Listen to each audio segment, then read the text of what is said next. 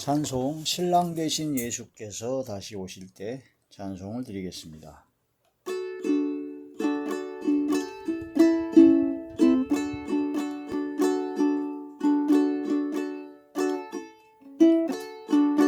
신랑 되신 예수께서 다시 오실 때 밝은 등불 들고 나갈 준비됐느냐. 그날 밤에 주님 맞을 등불이 준비됐느냐. 예비하라 우리 신랑 예수 오실 때 밝은 등불 손에 들고 기쁨으로 주를 맞겠네.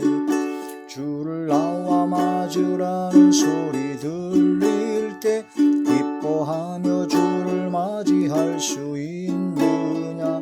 그날 밤에 주님 맞을 등불이 준비됐느냐. 예비하라 우리 신랑 예수 오실 때 밝은 등불 손에 들고 기쁨으로 주를 맞겠네. 항상 깨어 기도하며 거룩한 길을 준비하지 않고 주를 맞지 못하리. 그날 밤에 주님 맞을 등불이 준비됐느냐. 예비하라 우리 신랑 예수 오실 때 밝은 등불 손에 들고 기쁨으로 주를 맞겠네. 그날 밤에 영화로운 혼인잔치에 기뻐하며 할렐루야 찬송 부르리. 그날 밤에 주님 맞을 등불이 준비됐느냐. 예비하라 우리 신랑 예수 오실 때 밝은 등불 손에 들고 기쁨으로 주를 맞겠네. 아멘. 하나님의 놀라운 축복의 비밀하신 말씀은 마태복음 제24장 29절에서 31절의 말씀입니다.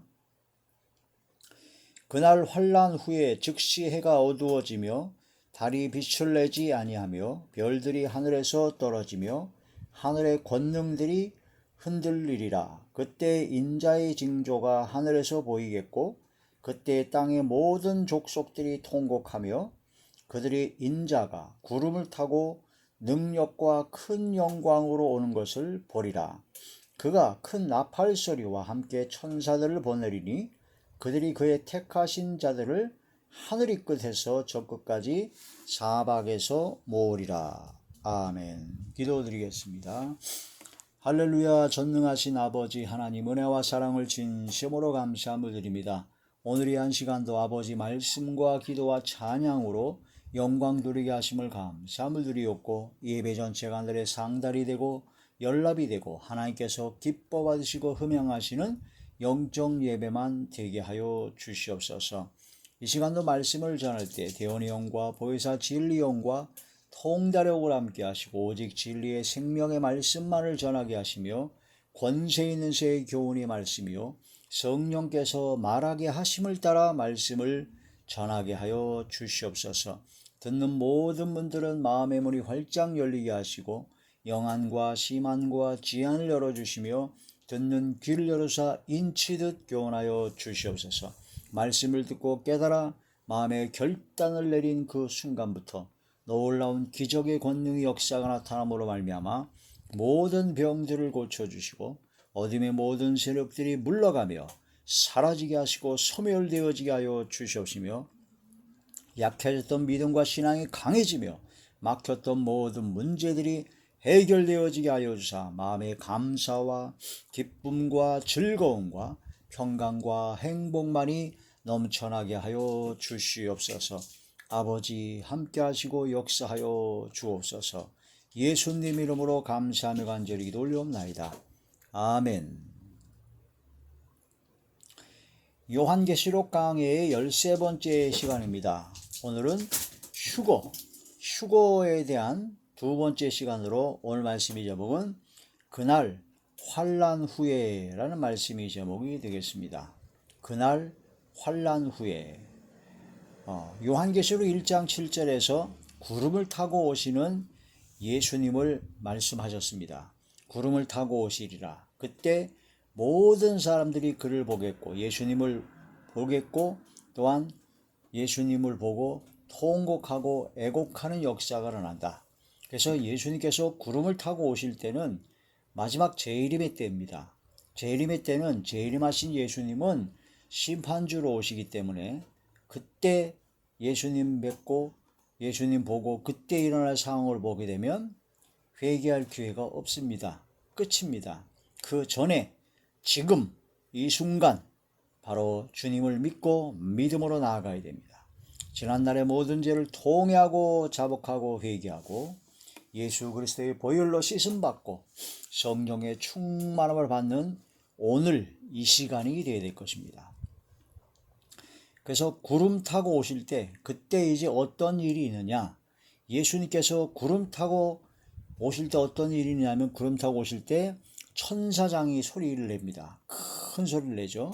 그 다음에 나팔 소리가 양 웅장하게 불립니다. 그 다음에 호령이 천천만 마리의 천군 천사들과 함께 옵니다. 천천만 마리의 천군 천사의 옹의를 받으면서 구름을 타고 오시죠. 실제적으로 구름일 수도 있고 아닐 수도 있습니다. 구름을 타고 오는 것, 하나님께서 못하실 것은 없죠. 근데 그 구름은 바로 지난번에 말씀드린 것처럼 빽빽한 구름으로 타고 오신다는 것은 하나님의 현현, 하나님의 임재, 하나님의 능력과 권능, 권세, 큰 권능을 나타낸다라고 할 수가 있습니다. 그래서 빽빽한 구름은 하나님을 직접 뵙게 되면 우리는 다 죽게 되기 때문에 우리를 보호하시기 위해서 구름이 가리워서 못 보게 한다. 그런 뜻이 이제 출애굽기에 나온 말씀이죠.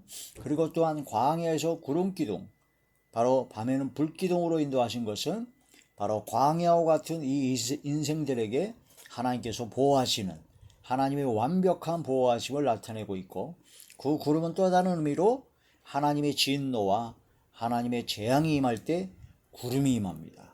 그래서 이런 여러 가지 말씀을 통해서 바로 구름을 타고 오시리라, 천천만마리의 천군 천사와 함께하는 전능하신 권능의 큰 권능의 권세와 영광과 존귀와 심판주로 오시는 바로 주님을 묘사하고 있다, 주님을 나타내고 있다 하는 그런 말씀이 됩니다. 그래서 구름 타고 오실 때는 그냥 살짝 오시는 것이 아니라 하늘이 끝에서 저 끝까지 번개가 번쩍인 같이 바로 모든 사람들이 다 알게 오신다. 모든 사람이 몽땅 알게 오시는데 그때 천사장의 소리와 호령과 나팔 소리가 나고, 그때 구름을 타고 오실 때 그때 그리스도 안에서 자던 성도들의 영혼이 같이 오죠.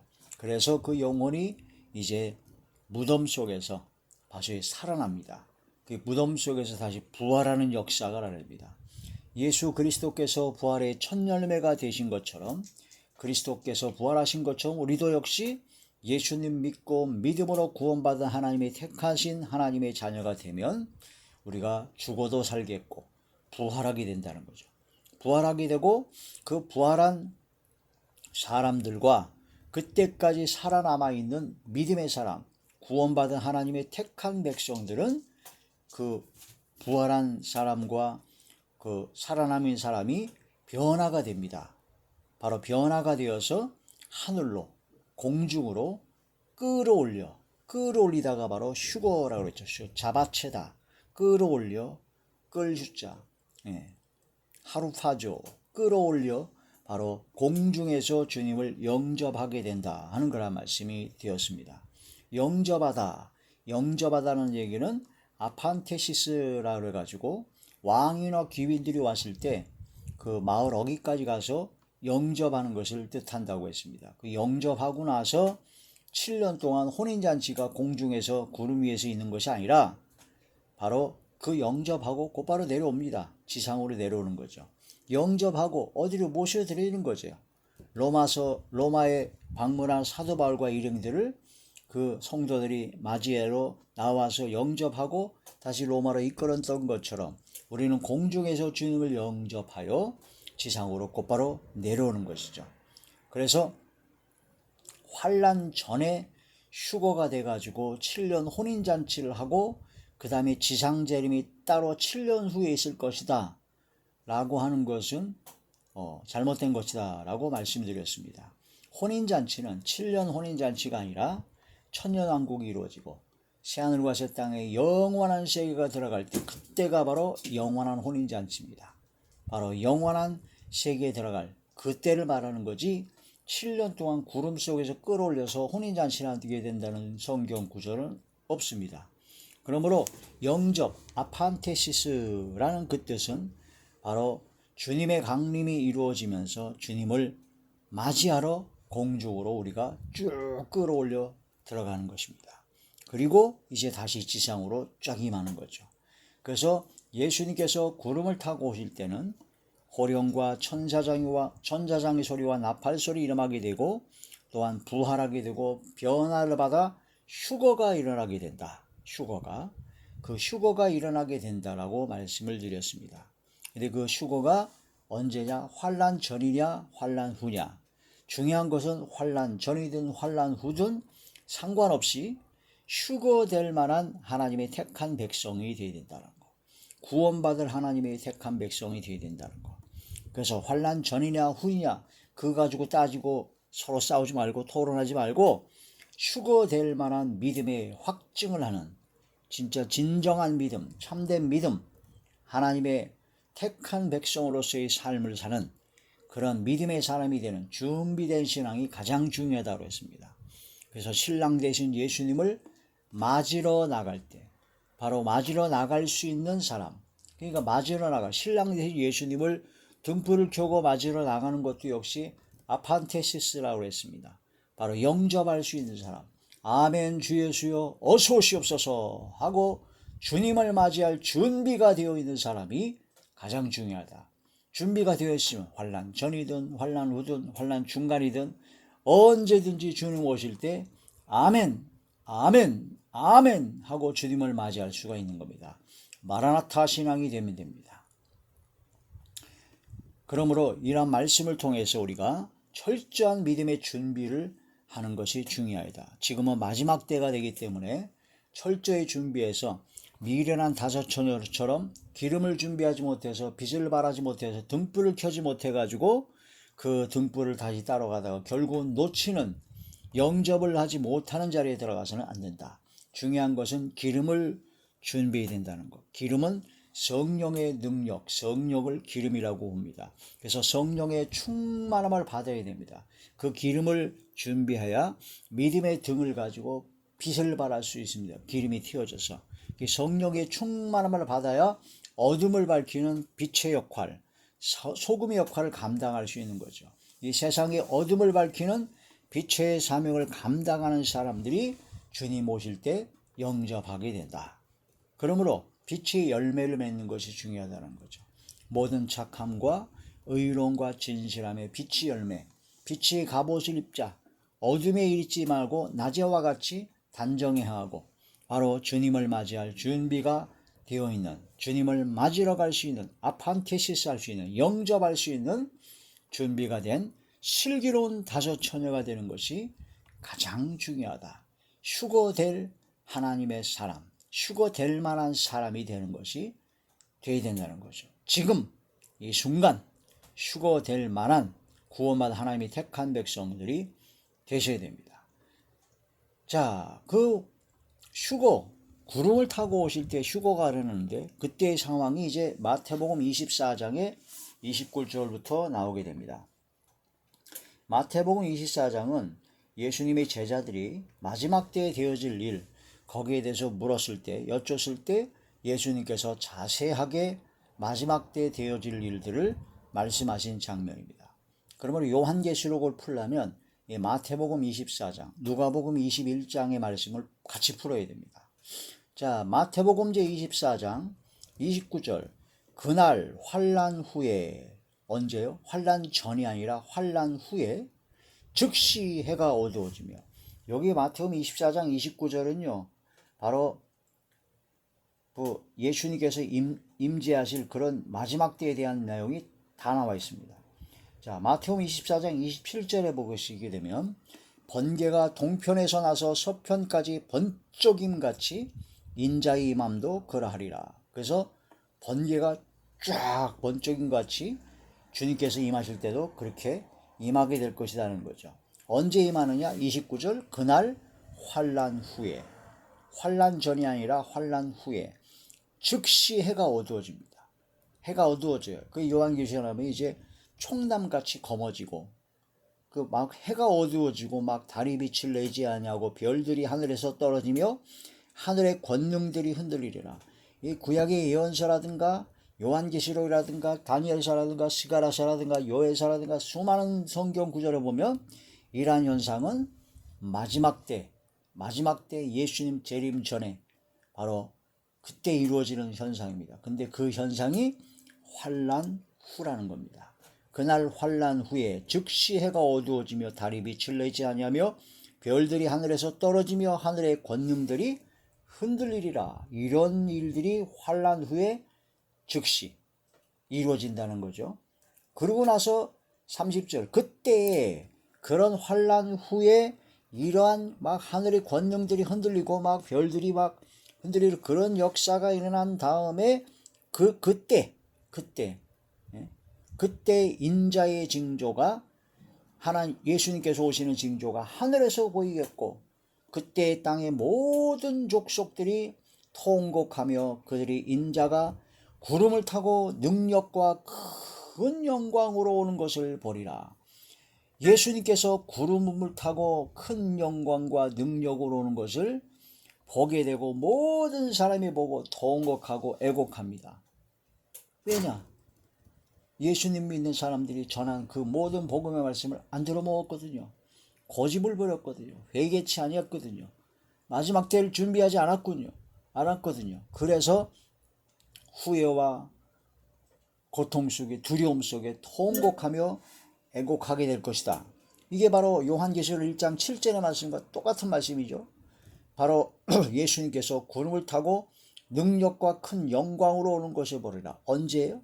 환난 후에, 하늘의 권능들이 흔들릴 그때에, 환난 후에 즉시 해가 빛을 내지 아니하며 달이, 그런 모든 하늘의 권능들이 흘리고 난 그때, 환난 후에 그런 역사가 일어나고, 그때에 바로 예수님께서 구름을 타고 능력과 큰 영광으로 오는 것을 보게 되고, 그 모든 걸 보고 모든 사람들이, 땅의 모든 족속들이 통곡하며 그것을 보고 가지고 땅을 치고 통곡할 때가 온다. 그리고 그때 무슨 일이 있느냐? 31절, 그가 큰 나팔 소리와 함께 천사들을 보내리니, 천사들을 쭉 보냅니다. 전 세계에 그들이 그의 택하신 자들을 하늘이 끝에서 저 끝까지 사방에서 모으리라. 하늘이 끝에서부터 저 끝까지 사방에서 천사들을 통해서 쭉 모으는 겁니다. 이게 바로 요한계시록 1장 7절에 구름을 타고 오실 그때 일어날 일들이요, 바로 지난 시간에 말씀드렸던 데살로니가전서 4장 16절에서 17절의 말씀으로 구름 속으로 끌어올려 주님을 영접하게 하는 그런 역사가 일어나게 된다는 거죠. 언제요? 환난 후에 즉시 해가 어두워지고 달이 빛을 내지 아니하며 그런 모든 하늘의 권능들이 흔들리고, 그때에, 그렇게 환난 후에 그 즉시 그러한 일이 일어날 그때에 바로 예수님께서 임하시는, 구름을 타고 오시는 것을 보게 되고, 땅의 모든 족속들이 보고 통곡하며 애곡하게 되고, 그때에 바로 예수님께서 천사들을 천하 사방에 보내가지고 하나님의 택하신 자들을 모으게 됩니다.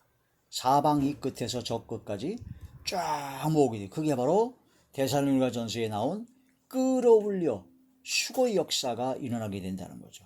이게 바로 환난 후에 이루어진다. 환난 전이 아니라 환난 후에 이루어진다는 명확한 성경 말씀이 되는 것입니다.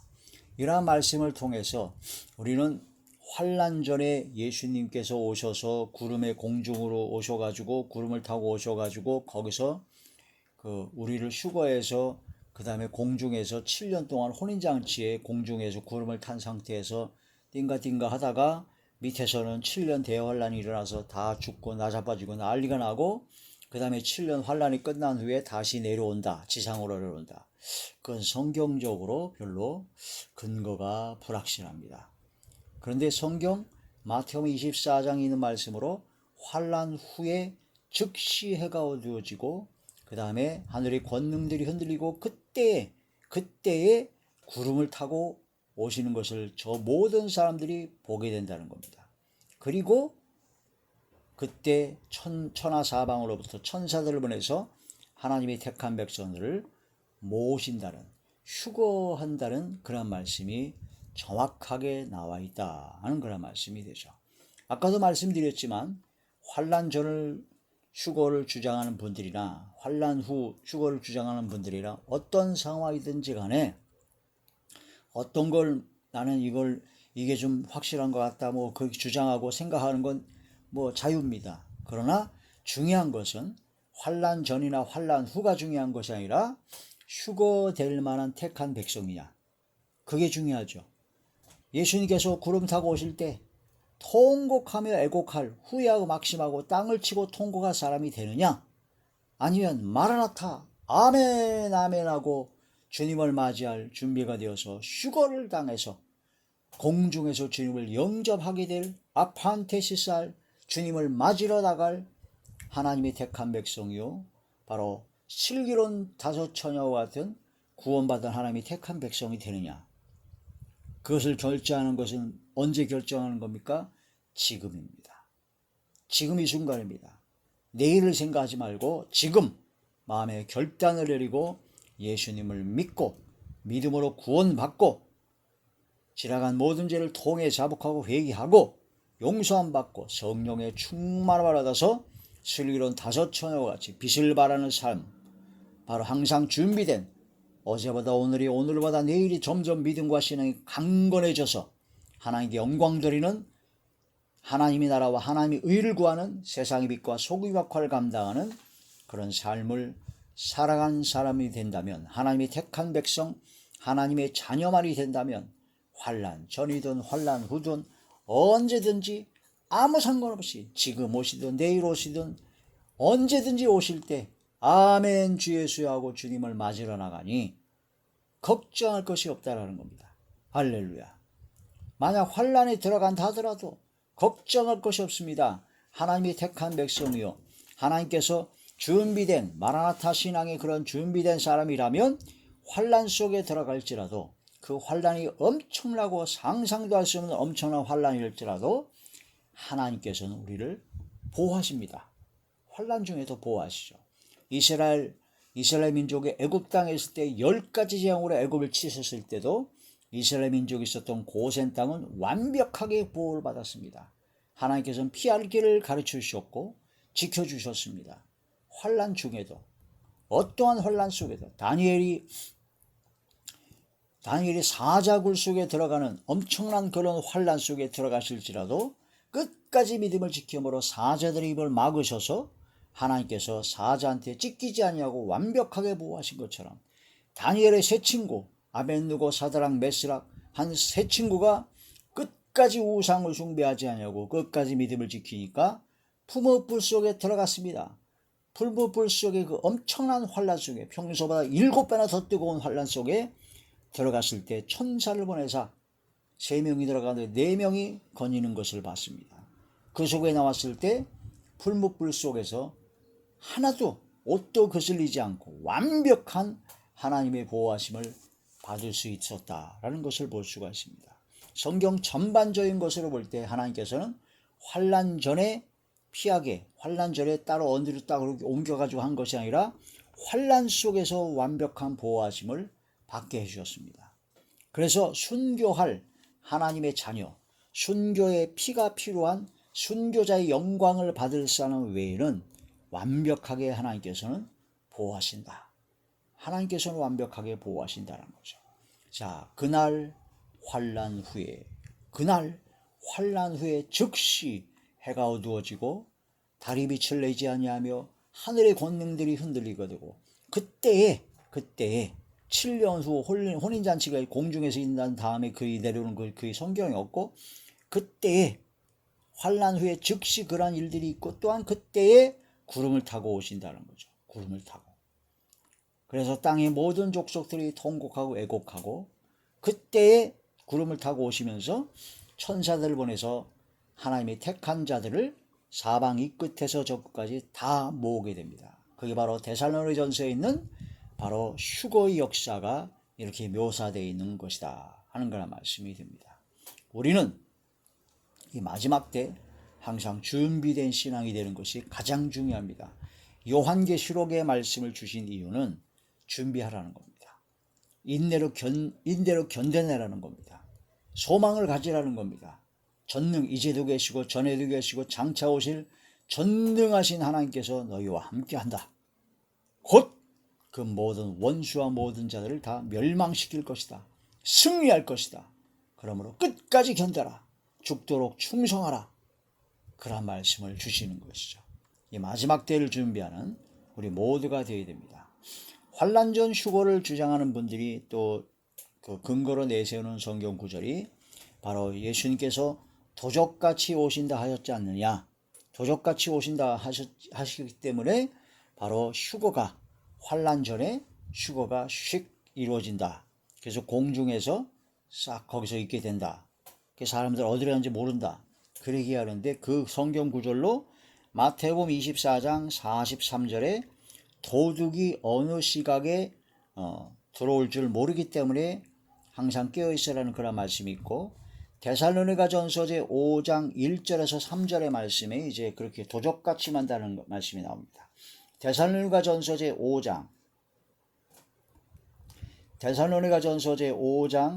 1절에서 3절 형제들아 때와 시기에 관하여는 너희에게 쓸 것이 없음은 주의 날이 밤에 도둑같이 이를 줄을 너희 자신이 자세히 알기 때문이다. 그들이 평안하다 안전하다 할 그때 임신한 여자에게 해산의 고통이 이름과 같이 멸망이 갑자기 그들에게 이르리니 결코 피하지 못하리라. 이 말씀의 근거에서 도적같이 만다라는 겁니다. 도적같이. 그러므로 휴거가 반드시 환난 전에 있을 것이다 라고 얘기하는데 3절까지 보면 그럴듯하죠. 그런데 4절의 말씀 보면요. 형제들아 너희는 어둠에 있지 아니하매 그날이 도둑같이 너희에게 임하지 못하리니. 그러니까 도둑같이 임할 사람이 있고 도둑같이 임하지 않고 다 알게 임할 수 있는 사람이 있다는 겁니다. 왜냐하면 어둠에 있는 사람은 도둑같이 임합니다. 죄악 가운데 불신앙의 자리에 있는 하나님 말씀을 깨닫지 못하는 사람에게 있는 사람은 도둑같이 임합니다. 예수님이 오신다는 징조를 아무리 주셔도 전혀 깨닫지를 못합니다. 노아 홍수 때 그랬어요. 노아가 홍수 때 방주를 만들 때 무려 100년이 넘게 방주를 만들면서 얼마나 물로 심판할 것을 말씀을 전했겠습니까? 근데 사람들이 방주를 만드는 100여 년 동안을 그걸 다 보고 있으면서 안 들어먹었어요. 안 들어먹고 노아의 말을 우습게 여겼죠. 경멸히 여겼죠. 코웃음 쳤습니다. 비도 올 눈치가 전혀 없는 상황인데 100년이 넘도록 방주를 만들고 있으니 저 사람 참 미쳤다. 엉터리다. 말도 안 되는 허황된 사람이다라고 얼마나 비웃었겠습니까? 그런데 비가 오기 시작하는 거예요. 근데 방주를 보니까 문이 닫혔어요. 방주 어느 날 수많은 동물들이 쫙 들어가는 봅니다. 그래도 비가 올 생각을 전혀 안 하는데 뭔 소리하고 저 어떻게 하는 거냐고 막 비웃었을 겁니다. 근데 문이 닫히고 얼마 지나지 않아서 비가 오기 시작하네. 비가 오더라도 에이 조금 오다가 말겠지. 비가 오니까 시원하다. 그렇게 하다가 비가 하루, 이틀, 사흘날 비가 폭포수처럼 쏟아집니다. 와, 이거 큰일 나는 거 아니야? 에이, 그래도 이제 좀 있으면 그치겠지. 근데 무려 40일 동안을 폭포수처럼 쏟아부어졌습니다.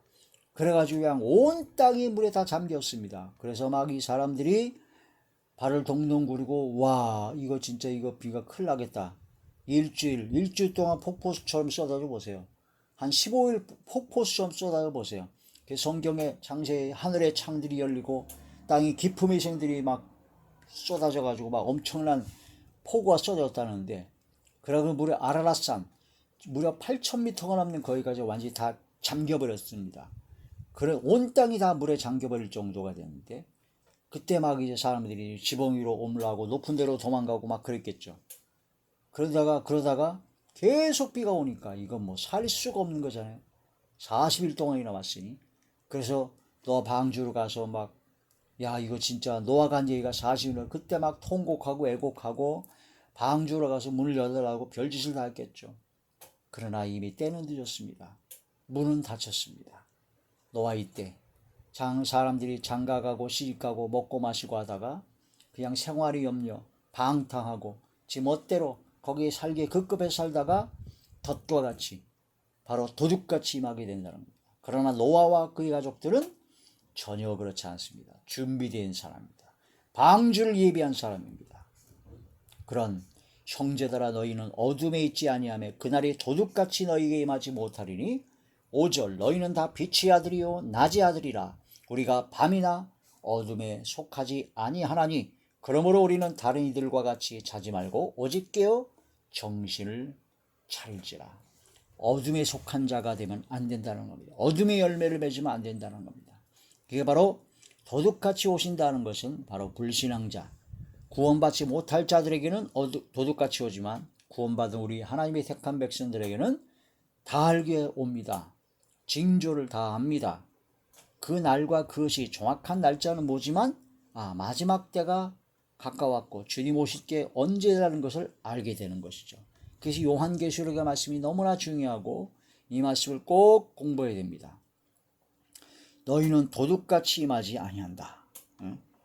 우리는 일깨지 아니하고 회개하고 돌이켜 나 자신을 일깨어 깨어 근신한 자리에 들어가지 않으면 도적같이 임한다는 겁니다. 요한계시록 제3장 3절의 말씀을 보면 회개하고 어디서 떨어지를 생각하고 일깨지 않으면 도적같이 임한다고 말씀하셨습니다.